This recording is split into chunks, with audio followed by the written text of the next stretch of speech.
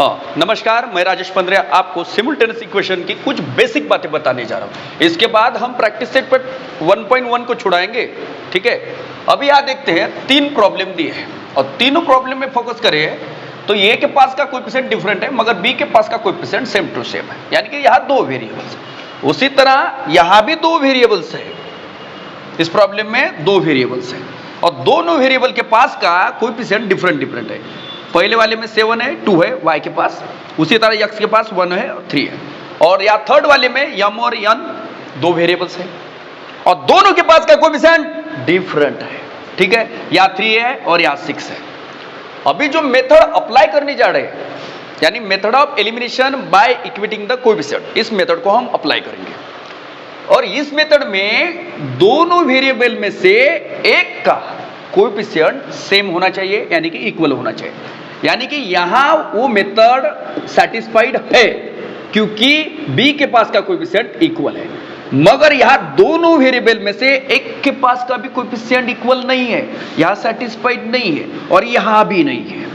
ठीक है, मगर मुझे उसी मेथड से प्रॉब्लम छुड़ाना है तो मुझे कोएफिशिएंट इक्वल नहीं है, दोनों में से एक के पास का तो इक्वल बनाना पड़ेगा, यहां भी और यहां भी। तो बनाने की जो प्रोसीजर है वो मैं अच्छी तरह से समझाता हूं ताकि आपको तीनों प्रॉब्लम में सॉल्व करते समय कोई प्रॉब्लम नहीं आए। ठीक है, अभी यहां देखते हैं ये इक्वेशंस 1 है और ये इक्वेशंस 2 है।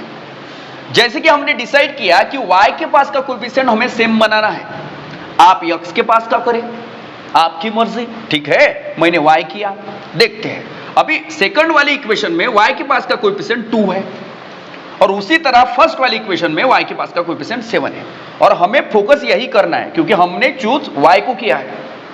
ठीक है, यहां के 7 को उठाओ और सेकंड वाले से मल्टीप्लाइड कर दो इस टर्म को, यहां भी 7 मल्टीप्लाइड, यहां भी 7 मल्टीप्लाइड, यहां भी 7 मल्टीप्लाइड। समझ में आया? 7 कहां से लिए हमने?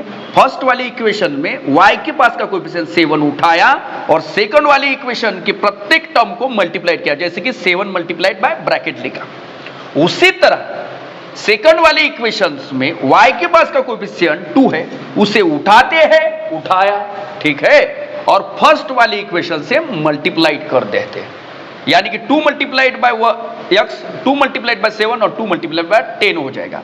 और यहां देखते हैं 2 multiplied by 1 twice x plus plus plus 7 2 का 14 होता है और या y और इक्वल की जगह इक्वल, और जैसे कि 10 मल्टीप्लाइड बाय 2 20, ये थर्ड इक्वेशन हमारे पास पैदा हुआ। ठीक है, उसी तरह 7 multiplied by 3 21x plus minus minus 7 2 का 14 y इक्वल की जगह इक्वल और 7 7 का 14 है और ये इक्वेशन 4। ठीक है, ये पप्पा लो और ये बच्चे लो, पप्पा की जगह बेटों ने ले ली। ठीक है, अब यहां देखते हैं y के पास का कोएफिशिएंट 14 यानी कि इक्वल है। अब ये मेथड यहां सेटिस्फाइड है, पहले नहीं थी, यानी कि इक्वल नहीं था कोएफिशिएंट तो इक्वल बनाना पड़ा। उसी तरह और एक बार देखते हैं कैसे बनाए इक्वल। अब यहां हमने m को डिसाइड किया, किसे डिसाइड किया? m को। यहां हमने सेकंड वेरिएबल को डिसाइड किया था, जैसे कि x फर्स्ट वेरिएबल है और y सेकंड वेरिएबल है। यहां सेकंड वेरिएबल को इक्वल बनाया। अब यहां हम फर्स्ट वाले वेरिएबल को इक्वल बनाते हैं, यानी कि उसके पास का कोएफिशिएंट। ठीक है, दोनों में से एक को बना सकते हैं, जैसे कि यहां ये फर्स्ट वाला इक्वेशन है और ये सेकंड वाला, और हमने m को डिसाइड किया। यहां m के पास 1 कोएफिशिएंट है और यहां m के पास 5 है। सिंपल है, फर्स्ट वाली इक्वेशंस में m के पास का कोएफिशिएंट 5 है, उसे उठाओ और सेकंड वाले से मल्टीप्लाइड कर दो इस टर्म को, और फर्स्ट वाले के पास का कोएफिशिएंट 1 है, उसे उठाओ और फर्स्ट वाले से मल्टीप्लाइड कर दो, और 1 से कोई भी वैल्यू मल्टीप्लाइड होती है वही वैल्यू वापस आता है, यानी कि आंसर वही होता है। उसी तरह 1 से ये इक्वेशंस मल्टीप्लाइड हो जाएगा तो वही वैल्यू वापस आ जाएगी। ठीक है, या 1 है इसलिए, मगर 2 होता तो मल्टीप्लाइड होता इस तरह।